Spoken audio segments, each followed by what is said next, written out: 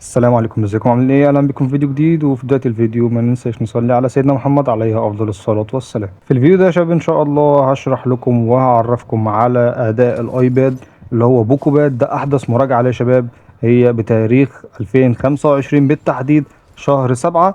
فان شاء الله هوريكم الاداء عامل ازاي، وبالتحديد في لعبه ببجي موبايل وبيشغلها كام فريم وهل في لاج ولا لا. وده اخر تحديث يا شباب للعلم، تحديث المتحولون او الترانسفورمرز. فيلا بينا نخش الفيديو على طول. ما تنساش تعمل لايك وتعمل اشتراك لو انت مش مشترك. اول حاجه نتكلم عليها يا شباب هي مواصفات الجهاز عامله ازاي. اول حاجه شاشه الجهاز، الشاشه 12.1 انش، التردد بتاعها 120 هرتز بدقه 2.5 كي يعني 2500. تاني حاجه معانا هي بطاريه الايباد. بطاريه الايباد طبعا كبيره ما شاء الله، 10000 امبير، يعني حاجه جامده بصراحه. وبينزل معاها الشاحن الفاست تشارجر 33 واط. ده غير ان الايباد بينزل باربع سماعات كواد سبيكر استيريو. السماعات ستيريو يعني محيطيه، والسماعات متوزعه بشكل كويس زي ما حضرتك شايف كده، اتنين على الشمال واتنين على اليمين، واحده فوق وواحده تحت. فدي حاجه كويسه جدا بصراحه في التصميم، فاحييهم على النقطه دي. وبعد كده هنيجي لمعالج الايباد. ومعالج الايباد يا شباب هو سناب دراجون السبعة اس جين 2، اللي هو الجيل السابع، والجين بتاعته الموبايل بلاتفورم.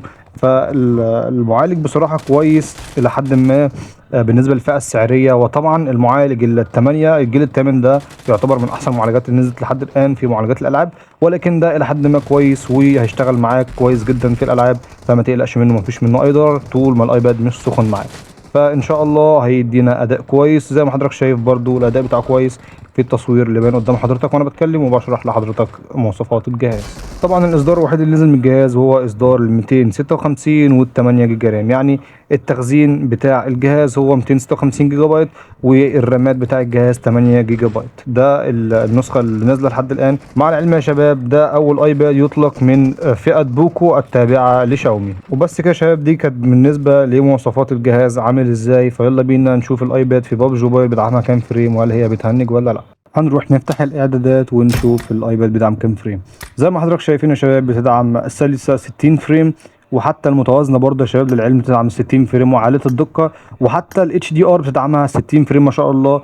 والجهاز بيدعم لحد فائق اتش دي ار، ولكن انا مش محملها، بس فائق اتش دي بتدعمها للاسف 40 فريم. يلا بينا بقى كده يا اخواتي اوريكم الايديا عامل ازاي. هوريكم على كام لقطه، بس ما تنساش تعمل لايك وتعمل اشتراك لو انت مش عامل اشتراك.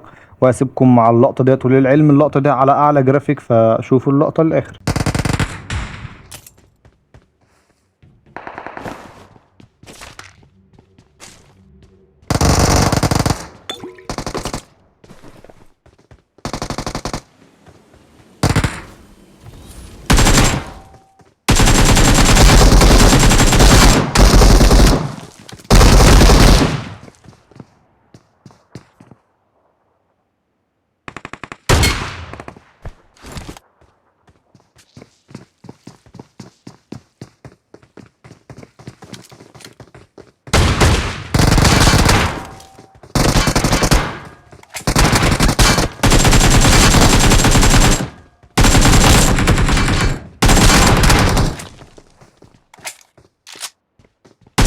Awesome.